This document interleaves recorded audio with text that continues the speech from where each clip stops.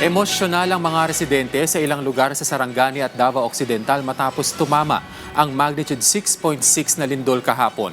Kumuha tayo ng update tungkol dyan mula kay Janessa Felix ng PTV Davao Live. Janessa. Kenneth, niyanig ng magnitude 6.6 na lindol ang Balut Island sa munisipalidad ng Sarangani sa Davao Occidental pasado alas 7 ng gabi kahapon. Naramdaman din ang pagyanig sa buong Davao Region, gayon din sa ilang mga lugar sa Sorsogon.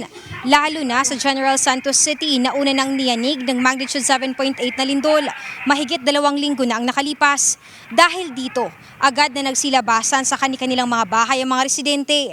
Ang mga nasa loob naman ng mga mall ay agad ding inilikas at nagtungo sa mga ligtas na lugar. Pinalabas din ang mga empleyado at iba pang nasa loob ng mga establishmento upang matiyak ang kanilang kaligtasan. Dahil sa trauma na dulot na nakaraang malakas na lindol, hindi napigilan ng ilang mga residente na maging emosyonal dahil sa takot na muling maranasan ang posibleng panganib. Ayon sa FIVOX, wala namang inaasahang malaking pinsala mula sa pagyanig. Gayunman, inaasahan ang mga posibleng aftershocks. Kaugnay nito, pinaalalahanan ng publiko na manatiling kalmado, sundin ang mga earthquake safety protocols at agad na magtungo sa ligtas na lugar sakaling muling magkaroon ng lindol. Kenneth, sa ngayon nga ay wala pang naitatalang sugatan o napinsala dahil sa nangyaring pagyanig. Patuloy namang sinusubaybayan ng otoridad ang sitwasyon. Kenneth.